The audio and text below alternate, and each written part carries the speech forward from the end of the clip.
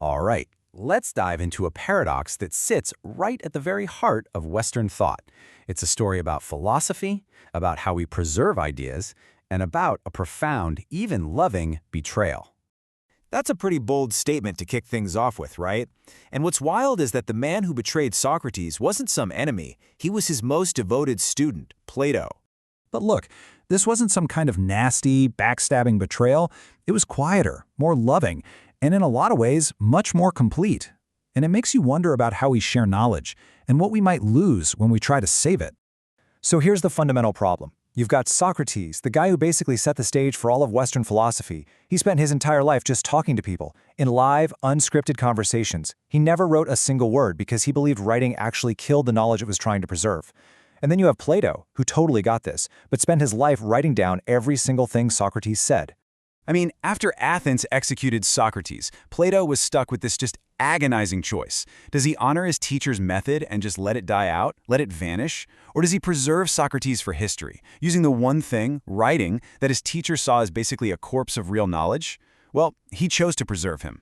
So what was it exactly that Socrates was trying so hard to protect by refusing to write? What was really at stake here? You know, the easy answer, and you've probably heard this one, is that he was worried writing would just make us lazy, that we'd forget how to actually remember things. But his concern went way, way deeper than just simple memorization. Socrates used to tell this story about the Egyptian god Thoth. So Thoth offers writing to King Thamus, saying it's this amazing gift that'll improve everyone's memory. But the king, he says no. He argues that writing won't strengthen memory at all. It'll destroy it. It'll just make people rely on these external marks. It would give them the illusion of knowing without any of the real internal work. And that's the crucial point. See, Socrates didn't really care about giving people these nice, neat answers all wrapped up in a bow. He cared about the messy, uncomfortable, human process of questioning everything to arrive at your own understanding.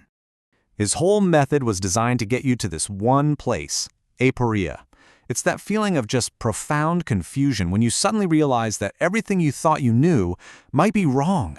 It's not comfortable, but Socrates believed it was the only place where real, authentic knowledge could even begin to take root. And writing, he was afraid, was a shortcut. It lets you skip the whole struggle, skip the aporia, and just download someone else's conclusion.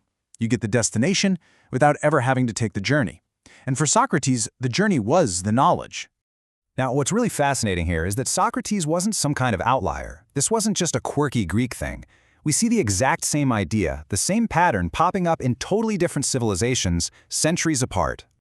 Get this.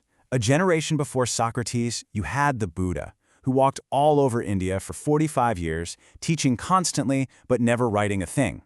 And then, centuries later, in the same spirit, the philosopher Adi Shankara did the same, just roaming and debating, with his knowledge held entirely inside him. The Buddha actually had a name for this method, upaya, which means skillful means. He believed truth wasn't some fixed thing you can just write down in a book. Nope, it was something that could only be ignited in a live, personal encounter, tailored perfectly to the person he was talking to in that exact moment. And this really gets to the heart of it. A written argument? It's disembodied. It tells you nothing about the person who wrote it, about their conviction. But for these roaming philosophers, a live debate was a test of your entire being. Truth wasn't just about your logic. It was about what you became in the very act of defending it. Okay, so all of this leads us to this huge trade-off that writing introduced to the world. A trade-off, by the way, that we are still dealing with every single day. Just look at this table. It lays it out so clearly. With the written word, what did we gain? Oh, incredible power, preservation, scale. Knowledge could suddenly cross oceans and generations. But what was lost? Well, that precious, authentic, living encounter, where knowledge is actually put to the test. The text could now do all the remembering for us.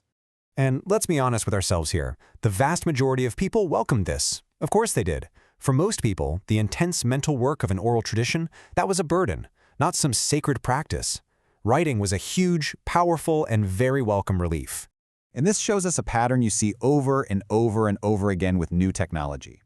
A change is mourned by a tiny few, because for them, the effort it replaces was this really meaningful practice. But it's celebrated by the many, because for them, that same effort was just effort. And here is the ultimate paradox of it all. Both sides are right. Plato's betrayal is the only reason we have Socrates. The disciples who wrote things down are the reason we have the teachings of the Buddha and Shankara. In every single case, the act of preserving something was also an act of losing something. The teaching was saved, but the experience was left behind. So where does that leave us? Well, we're still here, still reading, grappling with a question that Socrates was the first to ask, a question that no page, no book has ever really been able to answer for us. So think about this in our own lives, right now. What have we gained with instant fingertip access to literally all of the world's information? And what essential, transformative, human practice might we have lost in that exact same trade? That's the question Socrates leaves us with.